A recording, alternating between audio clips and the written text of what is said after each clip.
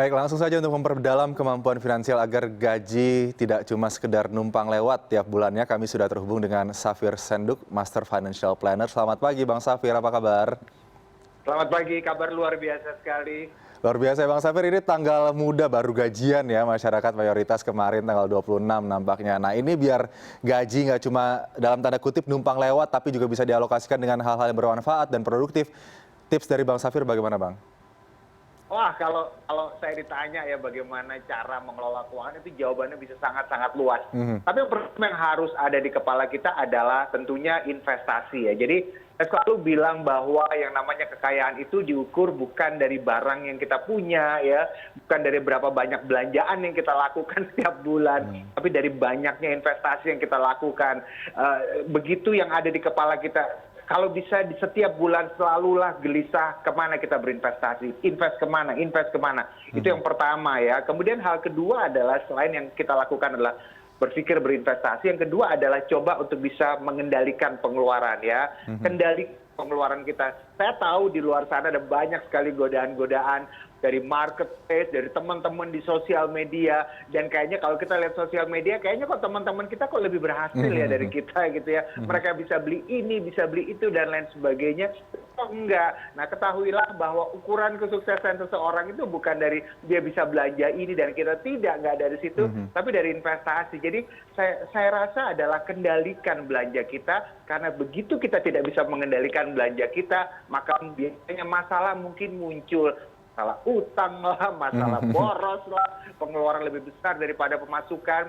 Dan saya pikir dua hal ini kita harus mantapkan betul-betul. Jadi pertama adalah investasi, dan kedua itu adalah kendalikan pengeluaran. Dan satu lah, betulnya adalah kalau bisa miliki dana darurat. Dan saya selalu bilang adalah jangan pernah berada dalam kondisi dalam hidup kita kehabisan uang cash. Nah dana darurat ini adalah semacam uang cash, sehingga kalau ada apa-apa, dana darurat ini yang bisa kita gunakan untuk membayar pengeluaran tersebut. Wah, jadi benar ya, ukuran value kita itu bukan dari barang yang kita beli atau seberapa mewah barang yang kita punya, tapi dari aset investasi seberapa besar yang kita miliki tabungannya. Bang Safir, tapi kalau bicara soal investasi sendiri, ini kan masih banyak yang kemudian bingung ya untuk mengambil investasi pada saat sebetulnya gaji aja cuma numpang lewat begitu tiap bulannya. Ini kiat-kiatnya bagaimana Bang?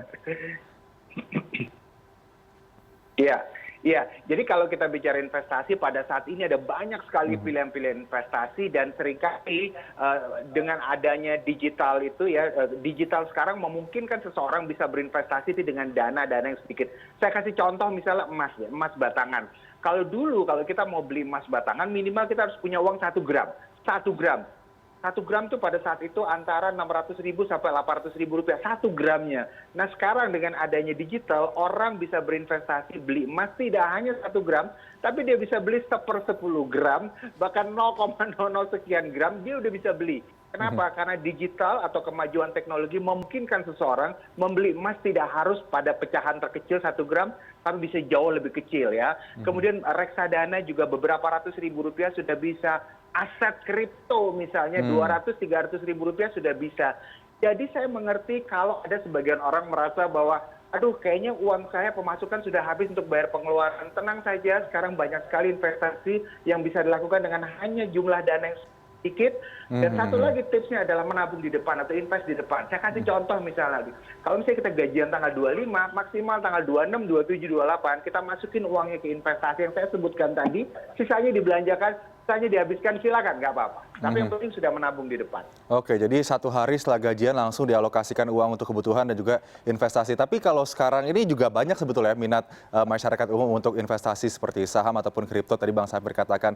Nah, namun masih banyak juga yang kemudian tidak memiliki dana darurat sehingga dana cash money ini mereka tidak punya. Sebetulnya untuk agar bisa mengakomodir hal tersebut, kedua hal itu tidak saling bertabrakan, dana darurat dan juga dana untuk investasi, bagaimana Bang?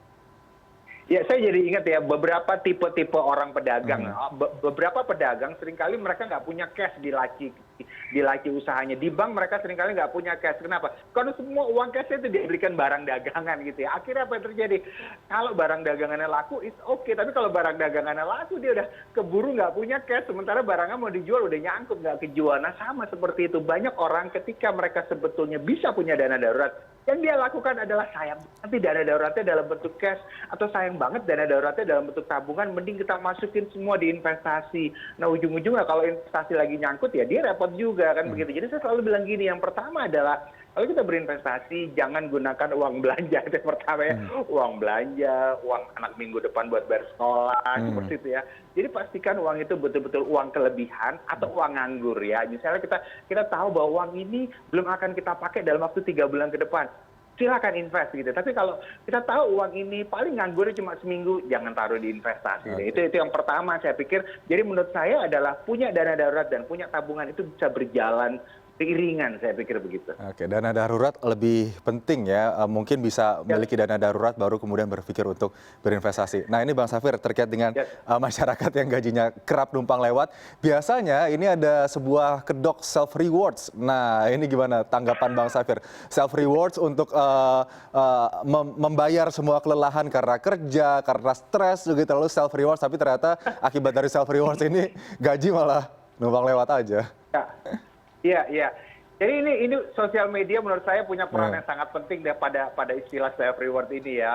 Kenapa? Karena self reward ini biasanya membuat seseorang jadi apa ya? Jadi tidak menyalahkan diri sendiri, nggak apa-apa lah ini self reward, nggak apa-apa lah ini self reward. Jadi menurut saya adalah self reward itu nggak masalah, tapi mungkin yang bisa dilakukan adalah lakukan pembatasan. Misalnya ya liburan misalnya sebulan 1 kali misalnya, mungkin tipe-tipe freelancer atau liburan 2 bulan sekali misalnya. Tapi yang salah juga adalah kalau dia liburannya nggak kekontrol, itu yang salah juga saya pikir begitu. Kemudian atau misalnya saya self rewardnya beli baju harga tertentu gitu, it's okay nggak apa-apa, tapi yang penting dia lakukan pembatasan maksimal berapa rupiah dalam sebulan misalnya. Yang repotnya adalah kalau dia tidak lakukan pembatasan, seringkali self reward ini jadi kegedean dan melebihi dari rewardnya itu sendiri, melebihi dari pemasukan yang dia dapatkan. Jadi self reward boleh, yang penting orang harus tahu bagaimana caranya melakukan pembatasan untuk dirinya sendiri, baik dari segi frekuensinya maupun dari segi rupiah yang keluar. Oke, mungkin ini ya Bang Safir, kebutuhan dan keinginan, dua hal yang berbeda yang harus benar-benar kita pahami betul-betul ya, agar bisa menentukan mana yang paling penting, mana yang sebetulnya ya bisa ditunda begitu ya. Bang Safir, ini terkait dengan gaji numpang lewat. Biasanya mereka yang gaji numpang lewat ini kan gaji masuk langsung besokannya bukan mengkotak-kotakan untuk investasi, tapi mengkotak-kotakan untuk membayar utang atau pay letter, cicilan kartu kredit begitu. Ada nggak sih tips dari Bang Safir ini untuk mengelola tagihan-tagihan seperti itu?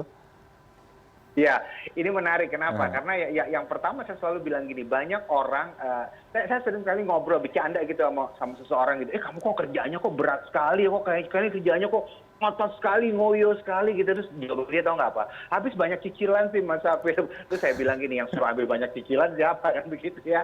Intinya adalah banyak sekali orang itu